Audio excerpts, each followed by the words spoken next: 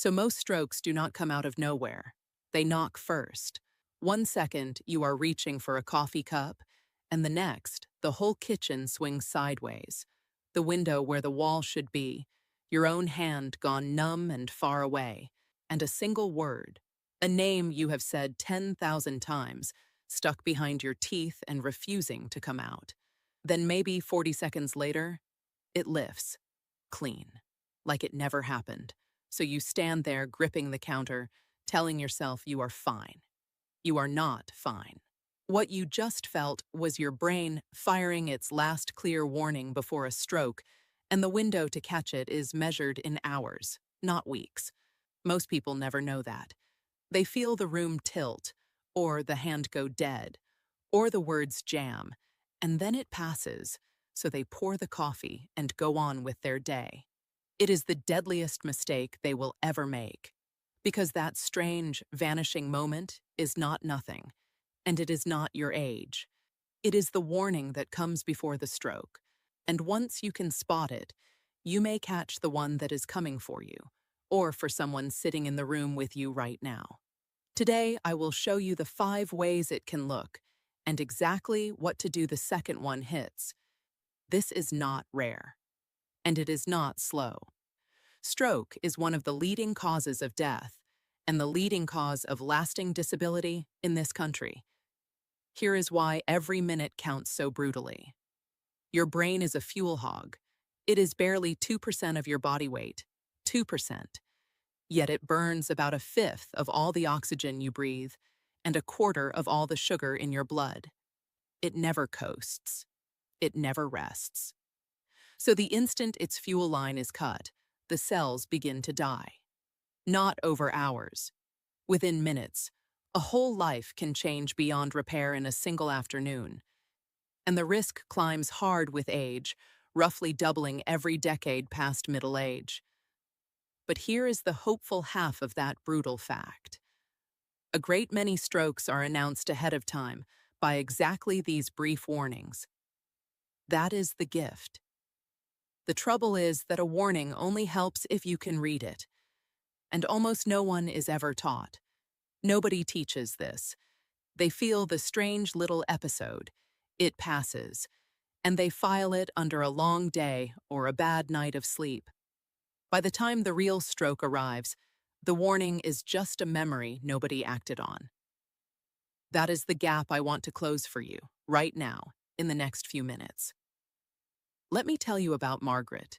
She is 68, and the morning that should have terrified her instead barely slowed her down. She was standing at the kitchen sink, rinsing a coffee cup, when the vision in her right eye simply went dark. Not blurry, dark. Like a gray shade had been pulled down over that one eye. She froze, gripped the edge of the counter, and waited. And maybe 40 seconds later, the shade lifted. Her vision came back, clear and normal, as if nothing had happened at all. Gone. Completely gone. So she did what almost everyone does. She blinked a few times, decided she had stood up too fast or stared at her phone too long, and went on with her day. She did not call anyone. She did not write it down. She told herself she was fine. She finished the dishes. She went to her book club that afternoon. She mentioned it to no one, because saying it out loud would have made it real, and besides, it had already gone away. That is how the most important 90 seconds of her year almost slipped past her unnoticed. She had no idea. What Margaret did not know is that the darkness over her eye was a tiny clot, a fragment of debris that had broken loose from a fatty deposit in the big artery in her neck, floated up, and briefly plugged the small artery that feeds the eye. A clot in her eye. When it drifted on and blood flow returned, her sight came back, and she felt lucky. But that same clot, that same loose fragment, was one wrong turn away from lodging in an artery feeding the brain itself. And then it would not have been 40 seconds of darkness. It would have been the loss of speech, or the use of an arm and a leg, for good. One wrong turn. Margaret got a second chance most people do not get. 2 days later, at her daughter's insistence, she finally mentioned it to a doctor. One sentence. And that one sentence set off a chain of urgent tests that found a dangerously narrowed neck artery, the loaded gun behind the whole thing. They treated it before it could fire. Margaret is fine today, but she will tell you, plainly, that she came within a hair of ignoring the single clearest warning her body could possibly have given her. So let me make sure you never do the same. Let me show you exactly what was happening, and then the 5 faces this warning can wear. So what is a warning stroke, really? Picture the main artery in your neck, the one carrying blood up to your brain. Over the years, a fatty, gritty deposit can build on its inner wall, narrowing the channel and roughening the surface.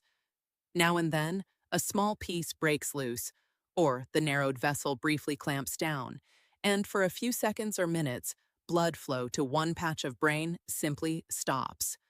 Just like that.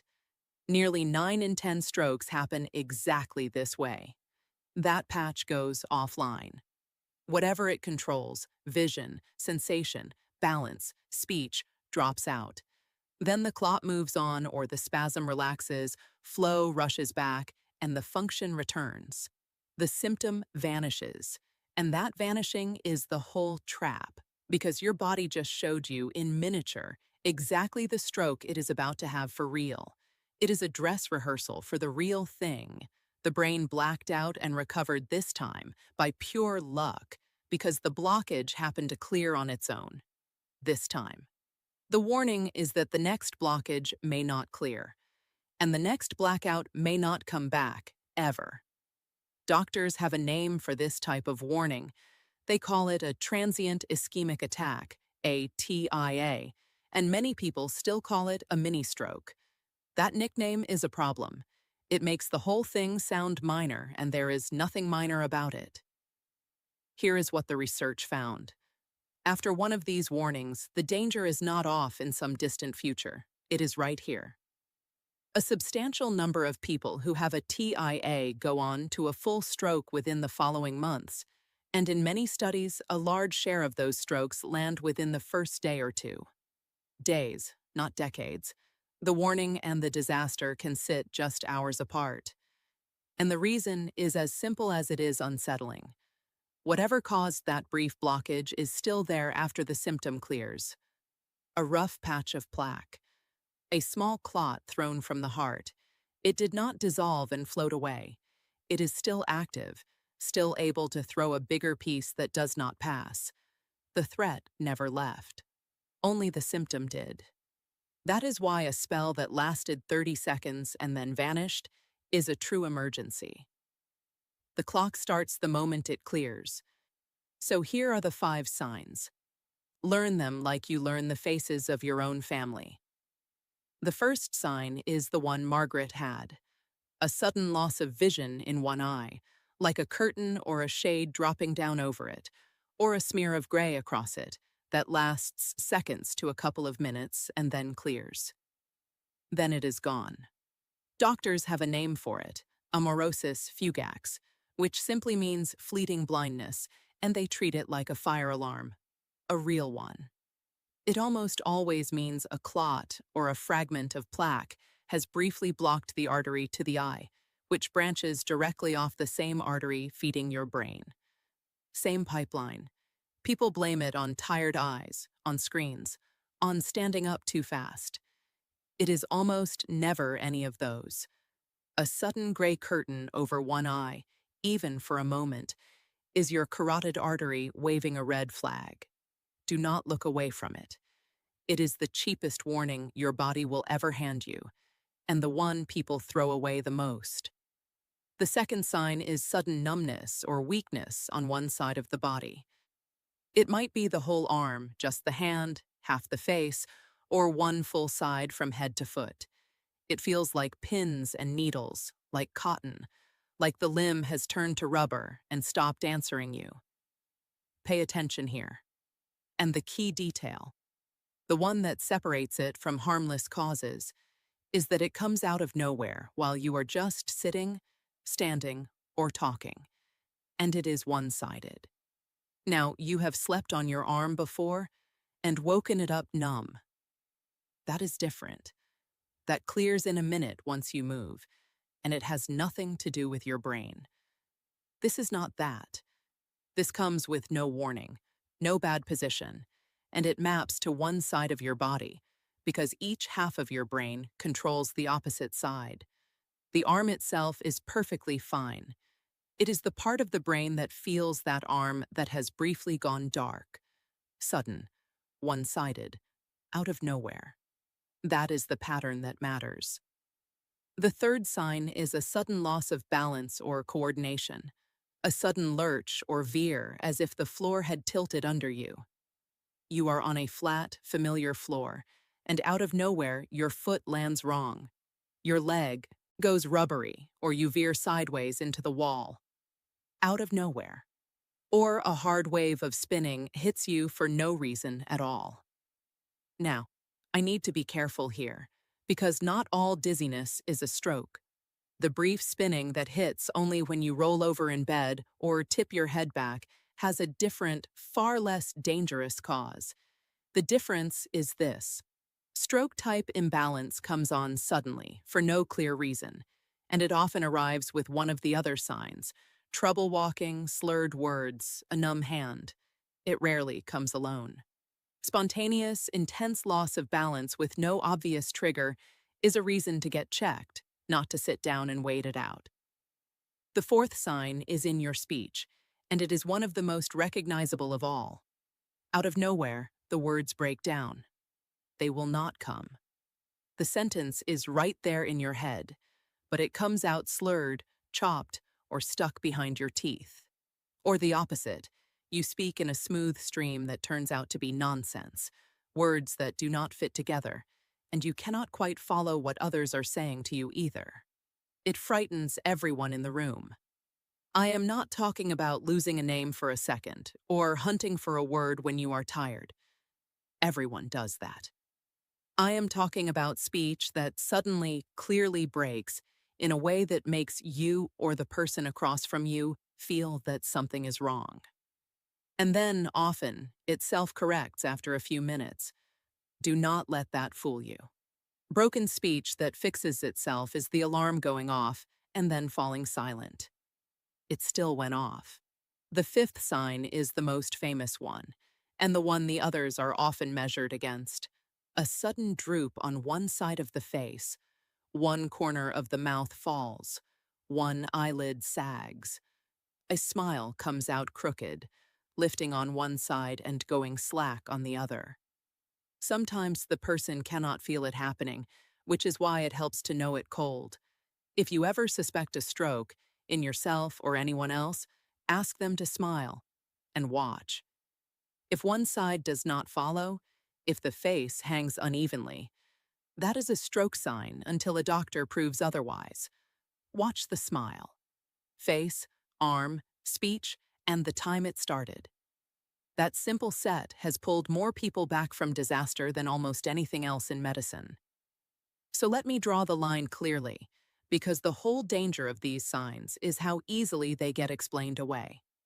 Too easily. The pattern that should worry you is sudden, one-sided, and brief. It strikes out of nowhere.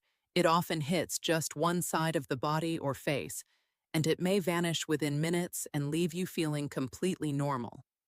Then it lifts. That feeling normal afterward is not reassurance. It is the trap. The everyday stuff. Forgetting a word when you are tired, a foot that fell asleep, the brief dizziness when you roll over in bed, those have ordinary causes. But a sudden blackout of vision, strength, balance, speech, or one side of the face, even a brief one, is your brain telling you something the way nothing else can. Listen closely. And if you are realizing, right now, that you have already had one of these, last week, last month, even longer ago, do not panic, but do not bury it either. Raise it at your very next chance. Speak up.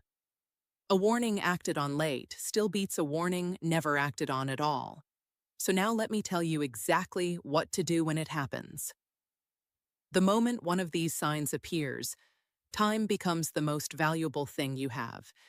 In an untreated stroke, the brain loses close to 2 million nerve cells every single minute that ticks by. 2 million a minute. Time is brain. If the symptom is happening right now, you call 911. Not your daughter. Not a nurse line first. 911. Because if it is a full stroke in progress, there are treatments that only work inside a narrow window of hours, and every minute of delay costs brain you do not get back. Every minute counts. Look at the clock and fix in your mind the moment the symptoms started, because the treatments that can break up a clot work only within a few hours of that first minute, and the team will need to know it. Write down the time. If the episode already passed and you feel fine, you are not off the hook. You get emergency evaluation that same day, because the next hours are the highest risk hours of your life. That same day, no excuses. Do not drive yourself, ever. Losing your vision or the use of an arm for even a few seconds behind the wheel can kill you and others. Never take an aspirin or any blood thinner on your own. Not one pill. There are two kinds of stroke, one from a blocked vessel and one from a bleeding vessel, and they look identical from the outside. Identical. Thinning the blood helps one and can be deadly for the other. Only a brain scan in a hospital can tell which is which. Your job is not to treat it. Your job is to recognize it and get to people who can. They have the scan, the clock, and the medicine. Your part is simpler. You have the recognition. That is your whole job. Now, let me give you the 3 tests to ask your doctor about, especially if you have ever had even one of these episodes. The first is a carotid ultrasound, a painless scan of the big arteries in your neck. Quick and painless.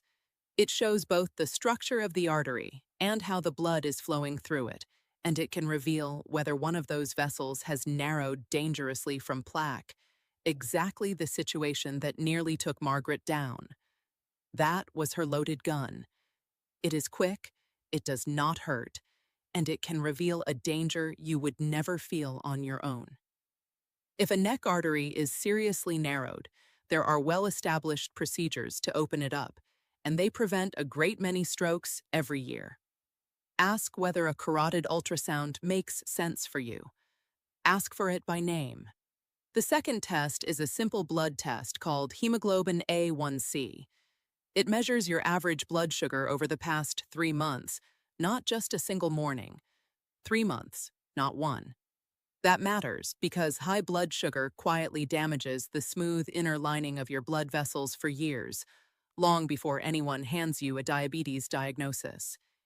Years of quiet damage. It is especially good at catching that in-between zone, where sugar has been high enough, long enough, to harm your arteries, but no one has named it yet. If you have never had this test, or it has been years, that is an easy and important one to ask for. The third test is a heart rhythm monitor you wear for a day or longer, often called a Holter monitor. You wear it all day. Here is why it matters so much. One of the biggest hidden causes of stroke is an irregular heart rhythm called atrial fibrillation, where the upper chambers of the heart quiver instead of beating cleanly.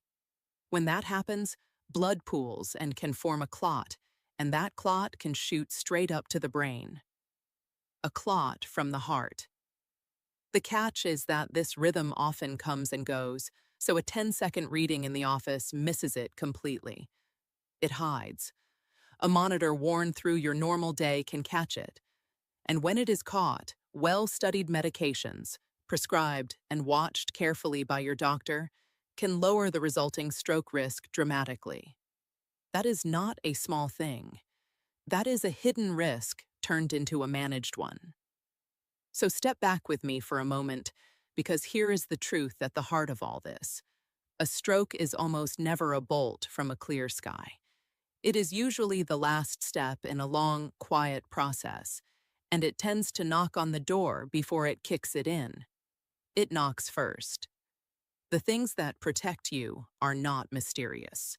Not one of them. High blood pressure alone sits behind a huge share of all strokes, and it is nearly silent. You cannot feel it climbing. Silent and constant. Keeping it in a healthy range with your doctor's help eases the strain on your vessels. Catching high blood sugar early protects the lining of your arteries. Stopping smoking, with support if you need it, lifts a constant chemical assault off your blood vessel walls and cuts your stroke risk substantially over time. That alone is huge. And catching a hidden, irregular heartbeat turns one of the biggest stroke risks there is into something you and your doctor can actively manage. Add in steady movement most days and a plate built around vegetables, fish, and whole foods, and you are working directly on the vessels these warnings come from. None of that requires luck. It requires paying attention and acting instead of explaining away. So let me leave you with this. The cruelest thing about a stroke is also the most hopeful thing, and they are the same fact. Your brain very often warns you first. It warns you. It sends up a flare, a brief blackout of vision, or strength, or balance, or speech, or one side of your face, and then it clears and it hands you a window. Most people throw that window away because the episode was short and strange, and then it was gone, so they talked themselves out of it. Not you. You will not be most people, because now you have the 5 signs, and you have the one move that matters. Do not wait for it to happen again. Get help fast. That brief, vanishing episode is not the end of the story. It is your chance to change the ending. Most people only see that clearly afterward, standing in the wreckage of the stroke they could have stopped.